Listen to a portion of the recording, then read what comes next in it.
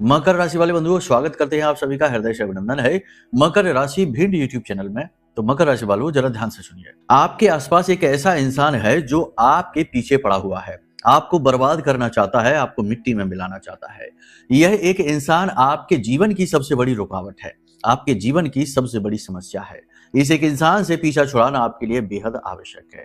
अब वह इंसान कौन है, क्यों आपके पीछे पड़ा रहता है, क्यों आपको नीचे गिराने के लिए, आपको परेशान करने के लिए, आपको विचलित करने के लिए हर एक हथकंडा अपनाता है, इसके विषय में सब कुछ आपको विस्तार से बताएंगे। और बंधुओं, ध्यान से समझिए कि आने वाला समय और काल परिवर्तन का समय है। मकर संक्रांति के बाद आपका भाग्य उदय होने वाला है। आपके जीवन में आपके ग्रह गोचर कुछ इस प्रकार के होने जा रहे हैं जो आपको बड़े लाभ दे सकते हैं। फिर चाहे बात करें सूर्य की, बुध की, शुक्र की, मंगल की, ये सारे गोचर अगले 5 से 7 दिनों में घटित होने जा रहे हैं। लगभग 17 तारीख तक सारे ग्रहों के गोचर ऐसे हो जाएंगे जो आपको विशेष फलित होंगे। इसी के साथ साथ आपको हम बता दें कि यदि आपकी जन्मपत्री में भी इन 4 ग्रहों की स्थिति मजबूत है तो आने वाला समय और काल आपके लिए जबरदस्त कामयाबी का समय होगा, भाग्योदय का समय होगा, उन्नति का समय होगा। आपको सारी बातें जो हम आगे बताने वाले हैं इन्हें ध्यान से सुनना है। हम आने वाले समय और काल की यानी 3 से 5 दिनों की 5 बड़ी भविष्यवाणियां भी करेंगे, जिसमें आपको हम बताएंगे कि आपको कौन से कार्य करने हैं, कौन से नहीं करने हैं। कुछ ऐसे कार्य हैं जिन्हें भूल कर भी मत कर लेना। और याद रखना कि जीवन की यही विडंबना है कि जिस कार्य को ना करने के लिए कहा जाता है, असल में जीवन में उसी कार्य को करने की परिस्थितियां बनती हैं। जैसे कि एक छोटा सा उदाहरण आप समझिए, ज्योतिष में भी ये चलता है कि किसी की राहु की महादशा यदि प्रारंभ होती है तो उसके जीवन काल में ऐसे मित्रों का साथ उसे मिलने लगता है, ऐसे संगति उसके जीवन में होने लगती है जो उसे शॉर्टकट से पैसा कमाने की तकनीक सिखाएंगे, उसे जुआ शराब सट्टेबाजी की ओर ले जाएंगे, निगेटिविटी की ओर ढकेलेंगे। असल में होना यह चाहिए था कि जैसे ही राहु की महादशा प्रारंभ हुई तो उसे ऐसे लोगों से बचना चाहिए, ऐसे लोगों से दूर रहना चाहिए जो नकारात्मक कार्यों में, अनैतिक कार्यों में डूबे रहते हैं। लेकिन ऐसा होगा नहीं, होगा ठीक इसके उलट, ताकि वह बर्बाद हो सके। तो वही तो हम आपको बताना चाहते हैं कि अगले 3 से 5 दिनों में आपके जीवन में कुछ ऐसी परिस्थितियां बनेगी जो बनने वाले इन शुभ ग्रह योगों का आपको लाभ नहीं लेने देगी, यानी इनसे आप वंचित हो जाएंगे। यही नियति रहती है, यही भाग्य की विडंबना रहती है कि हर वक्त जीवन में एक धर्म युद्ध छिड़ा रहता है। जो धर्म युद्ध भगवान श्री कृष्ण ने अर्जुन को समझाया, महाभारत काल में गीता के उपदेश के रूप में अर्जुन को दिया, कैसे जीवन के इस धर्म संकट से, धर्म युद्ध से विजेता बनना है। यानी कि हमेशा जीवन की परिस्थितियां विपरीत रहती हैं। बुद्धिमान इंसान सही निर्णय लेते हुए आगे बढ़ता है तो विपरीत परिस्थितियों को भी अनुकूल परिस्थितियों में बदलने का सामर्थ्य उसमें उत्पन्न हो जाता है, अर्जुन की भांति। लेकिन यदि जो परिस्थितियों के साथ बहता चला जाता है वह कहीं भी नहीं पहुंचता है, वह केवल अंधकार में पहुंच जाता है। तो कहने का मतलब यह है कि जो परिस्थितियां बनेंगी वो आपको मिटाने के लिए बनेंगी, आपको बर्बाद करने के लिए बनेंगी, गलत फैसले आपसे करवाएंगी, नकारात्मकता की ओर ले जाएंगे, गलत लोग आपके जीवन में आएंगे। तो उसी के लिए ये जो कार्यक्रम है आज का, यह एक अलार्म सिस्टम है। यह आपको पहले ही वार्निंग दिए दे रहा है, पहले ही आपको बताए दे रहा है कि किस तरीके की परिस्थितियां बनेगी अगले 3 से 5 दिनों में, जिनसे आपको बचना रहेगा। और कौन से वे छोटे छोटे छिपे हुए संकेत रहेंगे जो आपके भाग्योदय के कारक बनेंगे, ये भी हम आपको बताएंगे। बड़ा ही महत्वपूर्ण कार्यक्रम है, बहुत ही सोच समझकर, बड़ी ही बारीक ज्योतिषीय गणनाओं के आधार पर, साथ ही साथ महामाई के द्वारा दिए गए दिव्य संदेशों के आधार पर इस कार्यक्रम को हमने आपके लिए निर्मित किया है। इसे आपको देखना बहुत आवश्यक रहेगा। और ठीक इसी प्रकार आने वाली मकर संक्रांति, जो कि 14 जनवरी के दिन है, मकर संक्रांति के दिन ही एकादशी भी है। तो क्या ऐसा आप करें आज से, अभी से, इसी समय से, कि आपको मकर संक्रांति के बाद सौभाग्य प्राप्त हो जाए, देवताओं की कृपा प्राप्त हो जाए। कौन से वो सटीक उपाय, क्रियाएं, कर्म रहेंगे जो आपको करने चाहिए, सब कुछ विस्तार से आपको बताएंगे। बस पूरे धैर्य के साथ इस कार्यक्रम को अंत तक देखना है, ठीक है। अगर आप इस कार्यक्रम को अंत तक देखेंगे तो हम आपको विश्वास दिलाते हैं कि आपका समय बदलेगा, आपका भाग्योदय होगा और हमारी मेहनत सफल होगी, ठीक है। चलिए बंधुओं, उम्मीद करते हैं सारी बात आप समझ रहे हैं। अब अंत तक जरूर ठहरेंगे, कुछ समय, कुछ अपने जीवन के क्षण, कुछ पल, कुछ मिनट हमें देंगे और हम आपको सौभाग्य का आशीर्वाद देंगे महामाई के संदेशों के माध्यम से। तो चलिए बंधुओं, कार्यक्रम को शुरू करते हैं। महामाई को याद करते हुए कमेंट बॉक्स में पूरे भक्ति भाव के साथ लिख डालिए, जय मां भद्रकाली कृपा करो।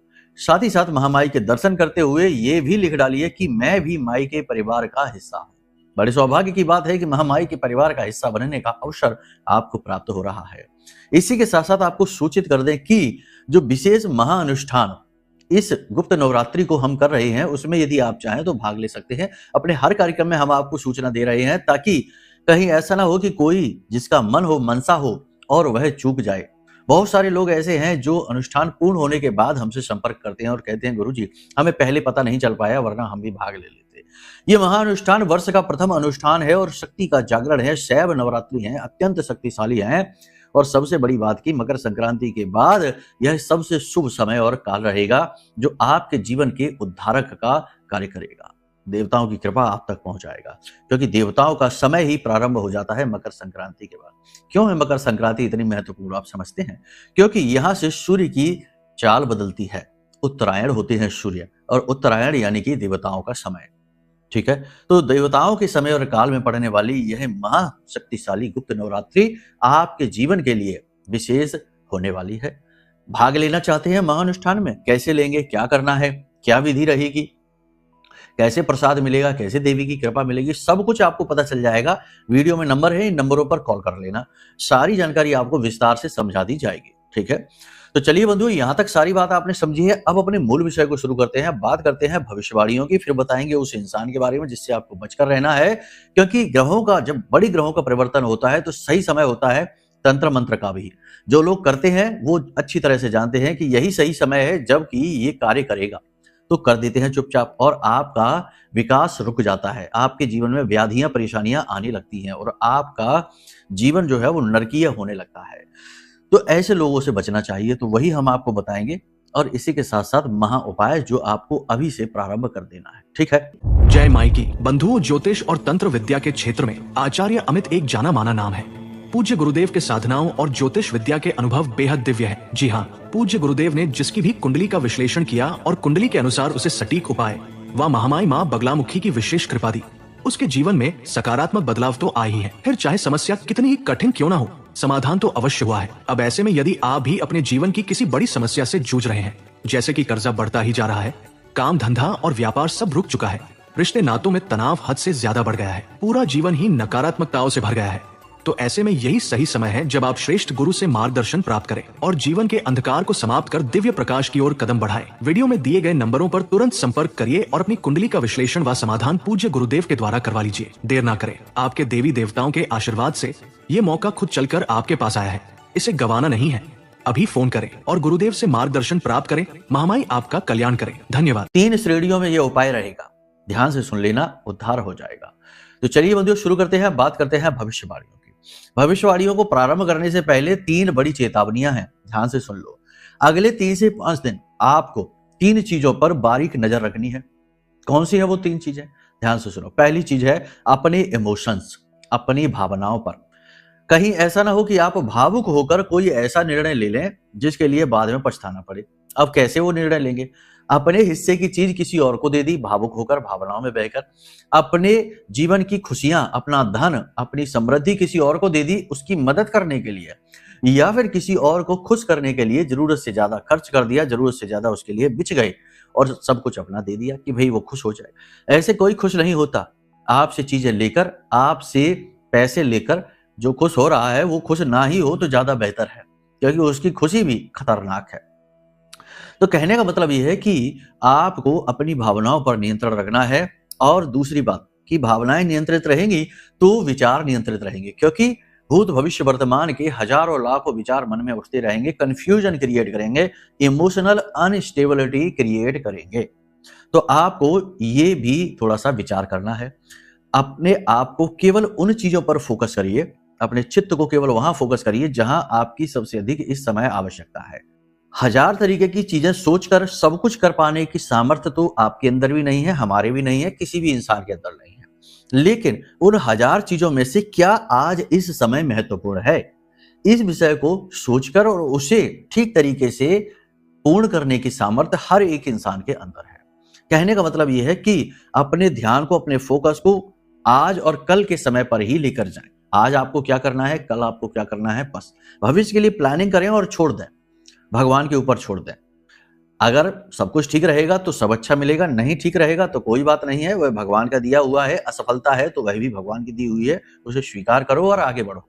ठीक है, ये नहीं कि उसी को पकड़े बैठे हैं और रोने लगे, हे भगवान ये क्या हो गया। कोई बात नहीं, ये दरवाजा ना खुला तो कल दूसरा दरवाजा खुल जाएगा। प्रयास लगातार करते रहना है, जरूरत से ज्यादा विचार नहीं करने हैं चीजों के बारे में। मुंगेरी लाल के हसीन सपने नहीं देखने हैं कि हम बिजनेस शुरू करेंगे, उसमें हमें ये फायदा हो जाएगा, वो फायदा हो जाएगा, इससे पार्टनरशिप कर लेंगे, ये नहीं, ऐसी कोई बात नहीं। जो आज है जरूरी है इस समय पर, बस उसी के बारे में विचारशील बनिएगा। ठीक है, ये चीज हो गई। दूसरी चीज, अपनी सेहत के बारे में ध्यान से, अपना सेहत का ध्यान दीजिए। सेहत खराब होने वाली है, अगले 3 से 5 दिनों में हॉस्पिटल तक पहुंचने की नौबत आ सकती है। जी हाँ, सेहत का विशेष ख्याल रखिए। सेहत का विशेष ख्याल रखने की इसलिए आवश्यकता है क्योंकि चंद्रमा की गति थोड़ी सी असंतुलित हो रही है, आपके प्रतिकूल हो रही है, क्योंकि चंद्रमा का गोचर वृश्चिक राशि में होने जा रहा है और वृश्चिक में चंद्रमा नीच का हो जाता है, मारक हो जाता है, और यह गोचर स्वास्थ्य के लिए ठीक नहीं माना जाएगा, स्वास्थ्य खराब हो जाएगा। ठीक है, तो थोड़ा सा स्वास्थ्य पर ध्यान देने की आवश्यकता है। सतर्क रहें, बिना सोचे समझे कुछ भी अनाप शनाप चीजें ना खाएं, बाहर की चीजें ना खाएं, गरिष्ठ भोजन ना खाएं, हल्का भोजन खाएं, सुपाच्य भोजन खाएं और थोड़ा बहुत फिजिकल मूवमेंट करें, यानी एक्सरसाइज वगैरह करें, घूमने जाएं, व्यायाम करें, योग प्राणायाम करें। ये आपके लिए इस समय पर बहुत आवश्यक है। इसी के साथ साथ तीसरा, अपने आप को प्रोटेक्ट रखें, अपने आप को सेफ रखें, सुरक्षित रखें।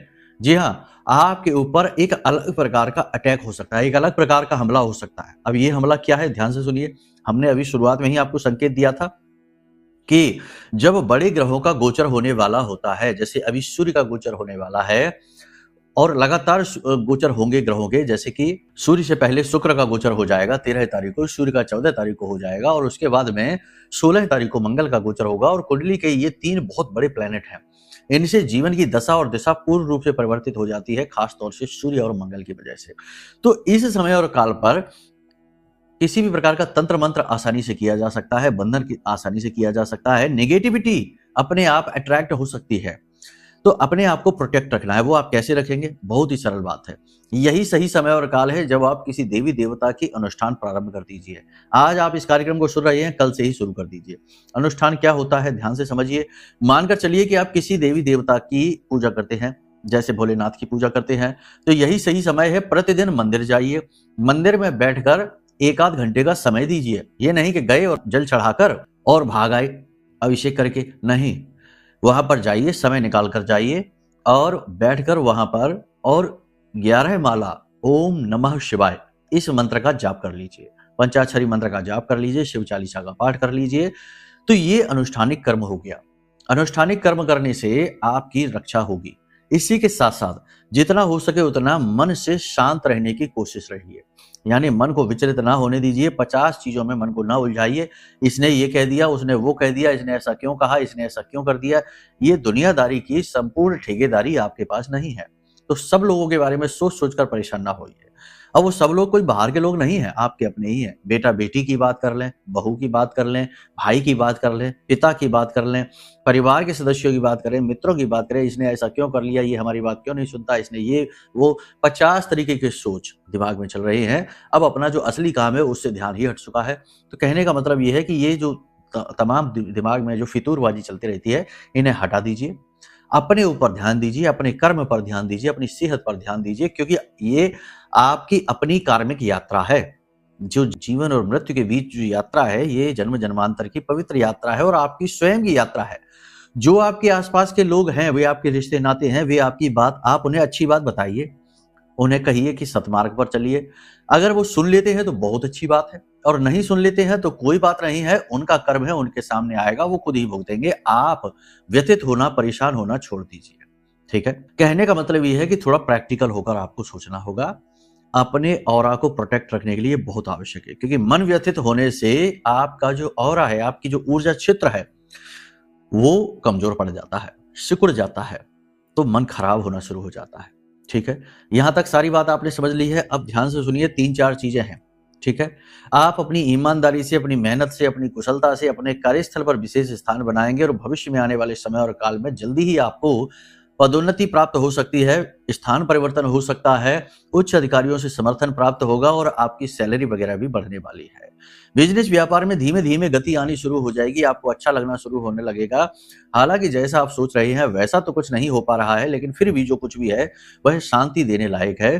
तो थोड़ा सा संतोषी प्रवृत्ति के बने, असंतोष प्रवृत्ति में ना लेकर आए, व्याकुलता ना लेकर आए कि ऐसा क्यों नहीं हो रहा, वैसा क्यों नहीं हो रहा। हर एक चीज को नियंत्रित कर पाना कोई जरूरी नहीं है और आवश्यक भी नहीं है और कर भी नहीं सकते हैं। हर चीज को नियंत्रित करने के चक्कर में आप स्वयं अपने ऊपर से नियंत्रण खो बैठेंगे, तो ये नहीं। मन की चंचलता पर पूर्ण रूप से नियंत्रण रखें। भूमि, भवन और वाहन आदि से जुड़े हुए कार्य मकर संक्रांति तक के लिए रोक दें, उसके बाद करें। यानी कि कोई एग्रीमेंट करने जा रहे हैं, वाहन खरीदने जा रहे हैं या फिर मकान खरीदने जा रहे हैं, एडवांस वगैरह देना है वो आप दे सकते हैं, लेकिन उसका अधिग्रहण यानी कि उसका कहते हैं ना पोजेशन, वो 14 तारीख के बाद ही लेना, उससे पहले नहीं लेना। छोटी छोटी बातों को दिल से लगाना छोड़ देना। छोटी छोटी बातें, छोटी छोटी चीजों को अपने मन से नहीं लगाना है, विस्तार देना है अपनी सोच को। कोई क्या कहता है, किसी की क्या सोच है, कोई आपके बारे में क्या जानता है, इन सब चीजों से आपके ऊपर कोई फर्क नहीं पड़ना चाहिए। चाहे इंसान की अपनी जो सोच है वह कैसी भी बनी रहे, आप अपनी सोच, अपने विचारों को संभाल कर रखिए। लंबी दूरी की यात्राएं, ज्यादा लंबी दूरी की यात्राओं को अवॉइड करिए। छोटी मोटी यात्राएं आएंगी, आने दो, कोई समस्या नहीं। किसी प्रकार की धार्मिक यात्रा भी आप कर सकते हैं। पूजा पाठ अनुष्ठान में आपकी रुचि बढ़ेगी। किसी प्रकार की प्रतिस्पर्धा में इस समय आप ना पड़े। किसी भी प्रकार का कंपटीशन है उसमें आप ना पड़िए। अपने आप की तुलना किसी से भी ना करिए। अपने जीवन की उपलब्धियों को भी किसी और की उपलब्धियों के साथ कंपेयर करने की कोशिश ना करिए। आप अपने आप से ही अपने को कंपेयर करिए, किसी और से नहीं। शारीरिक परिश्रम इस समय पर आपको करना पड़ेगा, मेहनत करनी पड़ेगी। नौकरी यदि कर रहे हैं तो छुट्टी के समय भी या ओवर टाइम करना पड़ेगा। किसी प्रकार का अचानक से अवरोध जीवन में उत्पन्न हो सकता है। कोई व्यक्ति ऐसा हो सकता है या कोई ऐसी घटना आपके जीवन में हो सकती है जो आपके चलते हुए कार्य में अचानक से गति को रोकने का कार्य करेगी। तो इस बात से परेशान नहीं होना, चिढ़ना नहीं है। यदि ऐसा होता है तो यह ईश्वर की मर्जी मानकर स्वीकार कर लेना, क्योंकि ये वैसे भी समय और काल ऐसा है नहीं जिसमें आप कोई लंबी छलांग लगाएं, कोई बड़ी डील, बड़ा एग्रीमेंट आप करें। कर्जा लेने से इस समय और काल पर आपको बचना है, क्योंकि इस समय और काल पर यानी अगले 3 से 5 दिनों में आप जो कर्जा लेंगे उसे चुका पाना थोड़ा सा मुश्किल रहेगा। लेकिन ठीक इसी प्रकार अपने बिजनेस व्यवसाय के लिए यदि कोई लोन वगैरह लेना चाहते हैं तो वो आप ले सकते हैं, उसमें आप उन्नति हासिल करेंगे। कुछ लोग आपसे नाराज हो जाएंगे, आपसे बिना मतलब में ही शत्रुता बना लेंगे। आप सोचते रह जाएंगे कि आपने ऐसा क्या किया है जो इसे बुरा लग गया, लेकिन आपको कुछ पता नहीं चलेगा, क्योंकि ये लोग वही लोग हैं जो आपको सुखी देख नहीं सकते हैं। आपके हर एक सुख में इन्हें कष्ट प्राप्त होता है। तो ऐसे लोगों को जाने दो, कोई उनके जाने से अंतर नहीं पड़ेगा आपके जीवन में। जो अंतर पड़ेगा वह अच्छा ही होगा। इस समय और काल पर यह भी हो सकता है कि आपके कुछ नए मित्र बनेंगे। जो नए मित्र बनेंगे उन्हीं में से कुछ मित्र ऐसे होंगे जो आपकी उन्नति के कारक बनेंगे, यानी कि वही आपके नए कॉन्टैक्ट होंगे। यानी आपके नए कॉन्टैक्ट बनेंगे, नए संपर्क बनेंगे जो आपकी आर्थिक उन्नति, आपके बिजनेस व्यापार को या नई नौकरी प्राप्त करने में आपकी मदद करेंगे। नए प्रेम संबंध भी बन सकते हैं, लेकिन प्रेम संबंधों में थोड़ी सी सतर्कता की आवश्यकता है। यूं ही भावनाओं में बहकर निर्णय लेंगे तो अपने जीवन को और अपने चरित्र को खराब कर बैठेंगे। प्रेम संबंधों में थोड़ा बहुत प्रेम तत्व बढ़ता हुआ सा महसूस होगा, लेकिन कहीं ना कहीं अविश्वास भी रहेगा, कहीं ना कहीं तनाव भी हो सकता है, झगड़ा भी हो सकता है। किसी तीसरे व्यक्ति की बातों में आकर या पुरानी किसी घटना को याद करके तनाव की स्थिति उत्पन्न हो सकती है। दाम्पत्य जीवन में जीवन साथी से सपोर्ट खूब मिलेगा, लेकिन जीवन साथी का समय नहीं मिलेगा। कहने का मतलब यह है कि जीवन की भागदौड़ में दाम्पत्य सुख में कमी आ जाएगी। विद्यार्थियों की बात करें तो विद्यार्थियों का मन पढ़ाई में नहीं लगेगा। छोटे विद्यार्थियों की शिकायतें आएंगी, माता पिता से उन्हें डांट पड़ सकती है।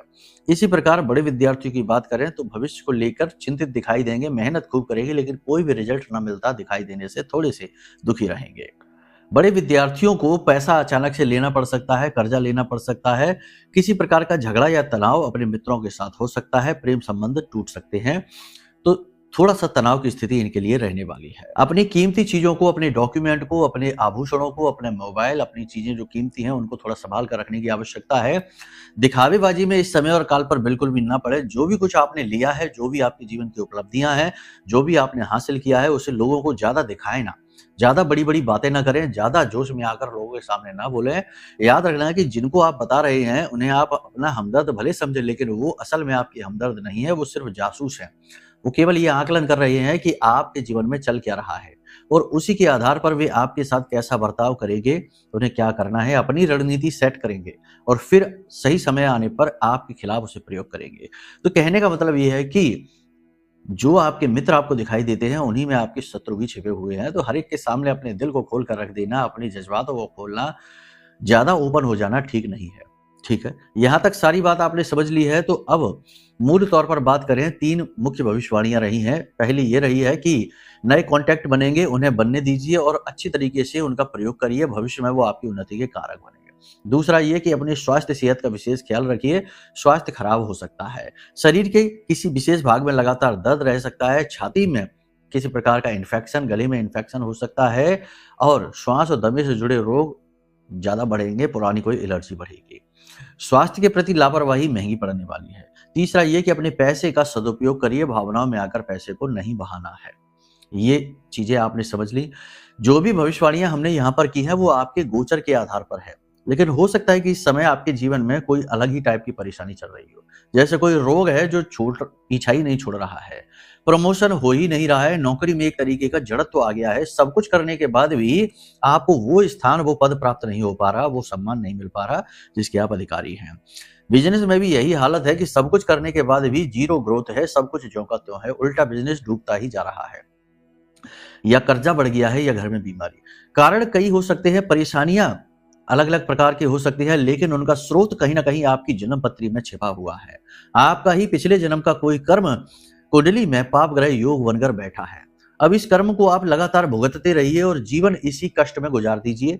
एक ये तरीका। दूसरा तरीका यह है कि अपनी कुंडली का आकलन कराइए और कुंडली आकलन में जो बताया जाए पाप ग्रह योग, उस योग का सटीक उपाय जो हम आपको बताएंगे वो आप कर लीजिए, आपको तुरंत छुटकारा प्राप्त हो जाएगा और बड़ी जल्दी ही जीवन में परिवर्तन आ जाएंगे। क्योंकि क्रिया के खिलाफ प्रतिक्रिया होती ही है, यही संसार का नियम है, ब्रह्मांड का नियम है। लेकिन यदि क्रिया के खिलाफ प्रतिक्रिया नहीं हो पा रही है तो इसका मतलब यह है कि कहीं ना कहीं अवरोध है, कोई बाधा है। उसी बाधा को जानने का काम कुंडली विश्लेषण में किया जाता है, तो ये आप करवा सकते हैं। कुंडली आकलन करवाना एक श्रेष्ठ निर्णय है। इसी प्रकार समय समय पर नकारात्मकताएं जीवन में आती रहती हैं। कुंडली के पाप ग्रह योग ही जीवन में इतनी निगेटिविटी अट्रैक्ट कर लेते हैं कि फिर कुंडली के उपाय भी उस हिसाब से लाभ नहीं दे पाते हैं। तो इन नकारात्मकताओं से मुक्ति प्राप्त करने के लिए, तंत्र मंत्र टोना टोटका से मुक्ति प्राप्त करने के लिए और हमेशा के लिए जीवन में महामाई की कृपा, उनका विशेष सुरक्षा कवच प्राप्त करने के लिए यह महारक्षा कवच है जो हमने आपके लिए निर्मित किया है। इस महारक्षा कवच को आप ऑर्डर कर लीजिए। यह आपका भाग्य खोलने का कार्य करेगा, आपके जीवन में देवी की विशेष कृपा लाने का कार्य करेगा। बड़े ही अद्भुत चमत्कार इस महारक्षा कवच के हैं। आप समझिए कि हमारी बात हो रही थी अभी परसों नरसों ही, एक श्रीमान है, राजस्थान के हैं, वो हलवाई का काम करते हैं और उनका काम डूबता चला जा रहा था। यकीन मानिए कि उनका कॉल आया और उन्होंने कहा कि गुरुजी आपका रक्षा कवच हमने जैसे ही ऑर्डर किया है, सिर्फ घर तक पहुंचा भी नहीं है, ऑर्डर ही किया है, वैसे ही हमारे पास में 3-4 नए काम आ गए। इतना प्रताप है इस महारक्षा कवच का। लेकिन सब कुछ भाव से होता है। भाव यदि प्रबल है तो चीजें बहुत जल्दी काम करती हैं, और भाव प्रबल नहीं है तो फिर कुछ भी काम नहीं करेगा। केवल शंकाएं ही शंकाएं होंगी जीवन में, केवल और केवल नकारात्मकता होगी और बस यही पूछते रह जाएंगे कि आखिर हमारे ही साथ ऐसा क्यों होता है, हमारे साथ ही ऐसा क्यों होता है। बस यही एक प्रश्न होगा। तो बस पूछते रहिए प्रश्न, या फिर जीवन में आगे बढ़िए, गुरु का साथ पकड़िए, महत्वपूर्ण निर्णय लीजिए और उन्नति आपका मार्ग दिख रही है, उस मार्ग पर पहुंच जाइए। लेकिन वहां समर्पण करना पड़ेगा। अर्जुन यदि बनना है तो अर्जुन के गुण भी स्वीकार करने होंगे। समर्पण सबसे बड़ा गुण था अर्जुन का। हनुमान जी के पास भी जो बल बुद्धि विद्या आई वह भी सूर्य देवता की कृपा से आई, क्योंकि सूर्य देव उनके गुरु हैं। लेकिन सूर्य देवता के सामने भी हनुमान जी ने पूर्ण समर्पण दिखाया। प्रभु श्री राम के भी लाडले प्रिय बने तो प्रभु श्री राम के सामने भी पूर्ण समर्पण दिखाया। अब वहां पर भी ये कुतर्क करने लगते कि हम आपकी बात क्यों माने, हम आपसे क्या लेना देना, आप कौन होते हैं हमें बताने वाले। तो वहां पर भी ये कुतर्क करते तो हनुमान जी कभी हनुमान जी ना बनते, एक साधारण वानर बन के रह जाते। हर व्यक्ति की यही कहानी है इस संसार में। तो समर्पण भाव यदि मन में है तो जुड़ना, समर्पण भाव नहीं है तो जुड़ने की कोई आवश्यकता नहीं है। ना तो हमारी भविष्यवाणियां कार्य करेंगी, ना उपाय कार्य करेंगे और ना ही यह महारक्षा कवच आपके ऊपर कोई कार्य करेगा। ठीक है, फिर तो भगवान ही मालिक है आपका। कहने का मतलब यह है कि सारी चीजें जो है ना वो एक दूसरे से जुड़ी हुई है। आप हमसे जुड़ने का भाव लेकर आएंगे तो हम आपको कुछ दे पाएंगे।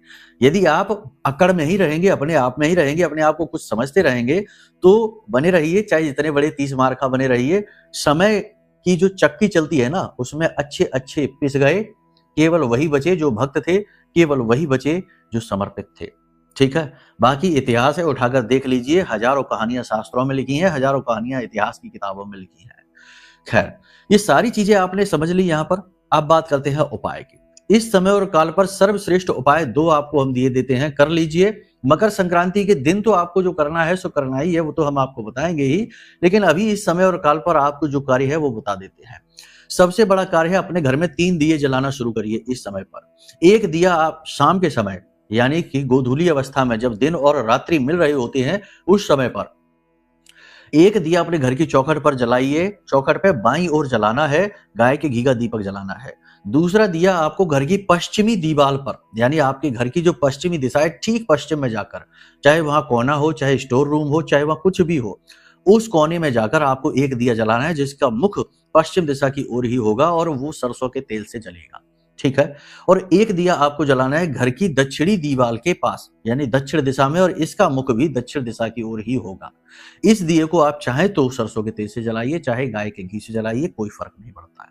ये 3 दिए अपने घर में आज इसी समय से जलाना शुरू कर दीजिए, शाम के समय से। एक और महत्वपूर्ण बात कि अगर हो सके तो दोपहर को ठीक 12 बजे, यानी कि जो मध्य दिवस होता है, इस समय पर जाकर पीपल के वृक्ष में थोड़ा सा जल, काले तिल मिलाकर, गुड़ मिलाकर अर्पित कर दीजिए। काम हो जाएगा आपका। पितृ देवता आपके तृप्त हो जाएंगे, कुल देवी की आपको कृपा प्राप्त हो जाएगी और आपके आराध्य देव तो आपसे प्रसन्न हो ही जाएंगे। और विशेष कार्य हमने आपको बता ही दिया है कि कोई अनुष्ठानिक कर्म प्रारंभ कर दीजिए।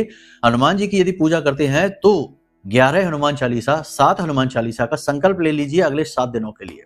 ठीक है, दिन का इंतजार न करिए कि अरे मंगलवार को करेंगे, शनिवार को करेंगे, नहीं, दिन करें। हर दिन हनुमान जी का दिन है, हर दिन भोले बाबा का दिन है, हर दिन हर देवी देवता का है। ठीक है, तो आज आपने कार्यक्रम देखा, कल से ही इस क्रिया को चालू कर दीजिए, संकल्प लीजिए और काम शुरू कर दीजिए और आपका उद्धार हो जाएगा 101%। ठीक है, बस बाकी आगे का कोई मार्गदर्शन यदि चाहिए तो हम आपके लिए तैयार बैठे हैं। हम तो बैठे ही हैं आपके लिए, महामाई ने नियुक्त किया है यहाँ पर आपकी सेवा के लिए। बस बात यही है कि जब लोग उल्टे सीधे कुतर्क करते हैं, नकारात्मकता उगल देते हैं, तो उस नकारात्मकता को देखकर मन खराब हो जाता है कि क्या इनकी मदद करें, क्या इन्हें समझाएं। समझाने को सब समझा सकते हैं, सारे यहाँ पर डाउट क्लियर कर सकते हैं, लेकिन समय ही खराब करना होगा, क्योंकि यहाँ से बाहर जाते ही फिर से अपने उसी रूप में आ जाएंगे, उसी अवतार में आ जाएंगे, क्योंकि उनका प्राकृतिक ढांचा ही ऐसा बना है, नकारात्मक। तो कहने का मतलब यह है कि यदि मन में कोई विचार उत्पन्न हो, कोई अन्य मार्गदर्शन चाहिए, सहायता चाहिए, कुंडली विश्लेषण कराना है, महारक्षा कवच चाहिए या महाअनुष्ठान में भाग लेना है, सब कुछ आप पूछिए। नंबर वीडियो में है, धाम के ही नंबर है। आपका सब मार्गदर्शन हम करेंगे और हमें अच्छा भी लगेगा आपसे जुड़कर। ठीक है, तो चलिए समर्पित रहिए महामाई के लिए, समर्पित रहिए महामाई के चरणों में और उनकी कृपा पाने के लिए लालायित रहिए और पूरे प्रेम के साथ बोलिए, जय माई की, जय मां बगलामुखी।